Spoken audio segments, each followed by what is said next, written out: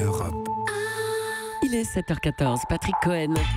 Le vrai faux, Géraldine Wassner, est donc la sourde menace de l'intelligence artificielle. Comment nous préparer à cette vague sur le point de nous submerger? Les études se bousculent, des millions d'emplois seraient détruits, d'autres créés. Quoi, combien? Luc Ferry se le demande.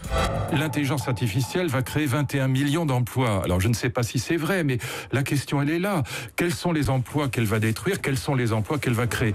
L'intelligence artificielle va créer 21 millions d'emplois, vrai ou faux? Ce chiffre que cite Luc Ferry vient d'une firme américaine dont l'étude fait beaucoup parler parce qu'elle évoque des jobs qui nous paraissent loufoques. Formateur de langue pour logiciels, conservateur de mémoire personnelle. Bref, 21 millions de ces nouveaux emplois seraient créés aux États-Unis. Mais honnêtement, j'ai lu l'étude, elle se contente de reprendre le consensus sur le nombre d'emplois qui pourraient disparaître, 12%, d'imaginer ceux qui les remplaceraient. Le solde serait donc nul. Maintenant, c'est vrai que les experts sont de moins en moins alarmistes. L'ONU ne croit pas à des destructions massives d'emplois, pas plus que l'Institut McKinsey qui a livré récemment 2 travaux très complets sur les perspectives de l'intelligence artificielle. Seuls 5% des emplois seraient totalement automatisables selon eux. La plupart des autres, en fait, vont se transformer. Cela reste une perspective angoissante. Tout le monde ne pourra pas s'adapter. Ça dépend du temps dont on dispose. Les machines, elles sont déjà capables de remplacer l'homme dans plusieurs domaines, mais elles ne vont pas se déployer tout de suite. Il suffit de regarder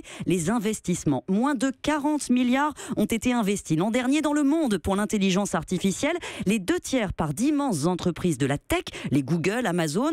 En Europe, les investissements atteignent moins de 6 milliards. Ils explosent, mais ça ne représente toujours que 2 à 3% du total. Ensuite, les entreprises sont loin d'être prêtes à les accueillir, ces innovations, car pour exploiter les données, il faut encore que ces données soient numérisées. 17% seulement des PME d'Europe sont capables de vendre en ligne. Voyez qu'il y a du travail. Ensuite, M. Ferry craint que les emplois les plus qualifiés disparaissent en premier. Chirurgiens, avocats, c'est possible, mais c'est pas ce qu'on observe. Les grandes firmes d'avocats américaines qui ont déployé ces logiciels intelligents ont au contraire recruté. La rapidité des recherches avait dopé leurs demandes. Donc ce progrès ne va pas s'arrêter. Il faudra évidemment s'adapter, former les gens, penser surtout à contrer les possibles effets pervers de l'intelligence artificielle, car c'est ça qui alarme vraiment l'ONU. Les inégalités pourraient se creuser demain entre ceux qui utiliseront ces machines et les autres qui seront capables de les maîtriser. Géraldine Wassner, merci beaucoup.